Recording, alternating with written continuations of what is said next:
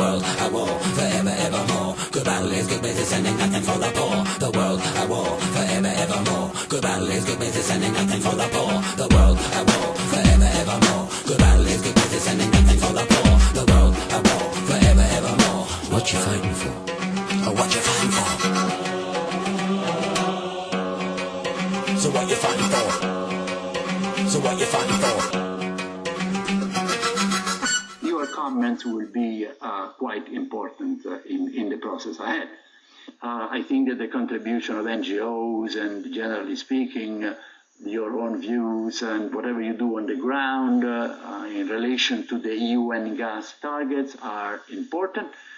My name is Frederick Polak from the European organization NCOD. I doubt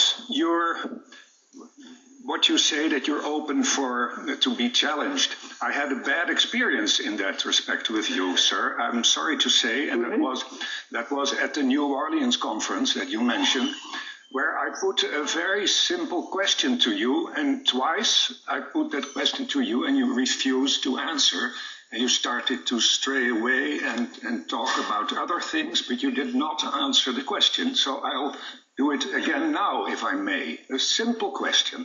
In Holland, we have cannabis is available for everybody who wants to use it and who is an adult over 18 years. So there is no restriction on the personal use of cannabis and on possession of small quantities. Yet, the levels of use of cannabis in Holland are lower than in the countries surrounding us. And I said to you, this must be a problem for you. I would like to know how you explain this, because this is contrary to the theory of drug prohibition. This is contrary to how the whole system here is working, and I would like to know how you understand this. And you refused to answer this question. So I put the question to you again.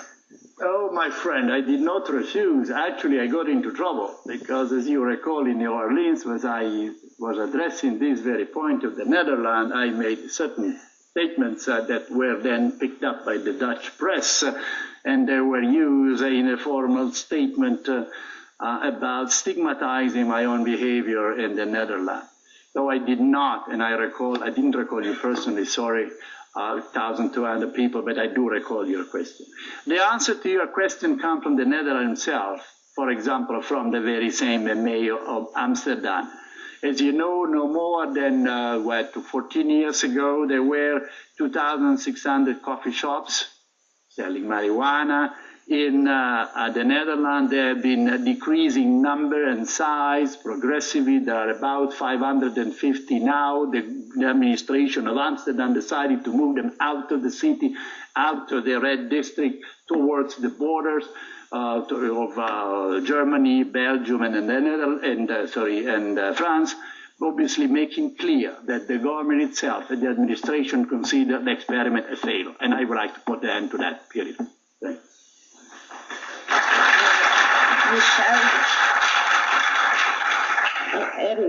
Do you think that this is an answer to my question? Well, if not, forget it. Oh, I hear you. This is your willingness to be challenged. Oh, come on. Stop. I mean, I'm not here for a personal debate. We are not a debating society. We want to solve the world drug problem, period. Please, sir, I rule you out of order, okay? Period. No, I posed you a question which is really central to the issue here. How do you explain the fact that in Holland, the levels of use of cannabis are lower than in the surrounding countries?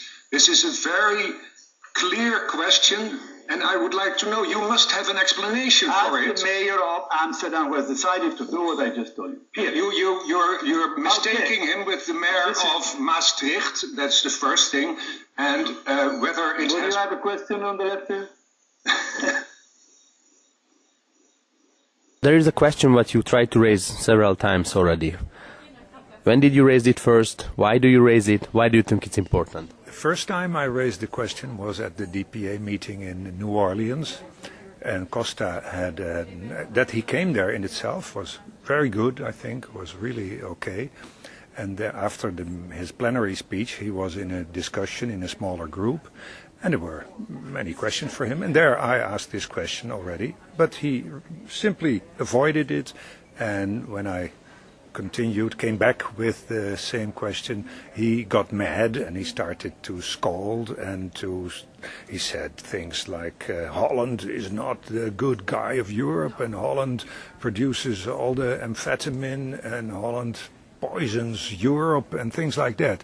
And again I said, yes, but sir, you do not answer my question.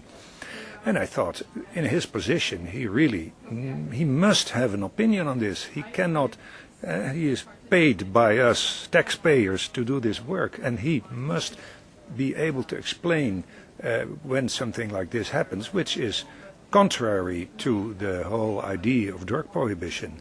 So when I got the opportunity here at the meeting, I again asked him the question about the Dutch experiences with the coffee shops and with cannabis, and how he explains that the usage level is lower in Holland with free availability of cannabis. And again, he avoids it and he starts to talk about other things. And I thought it's a pity. I should have said clearer that the coffee shops really are so objectionable for other countries. They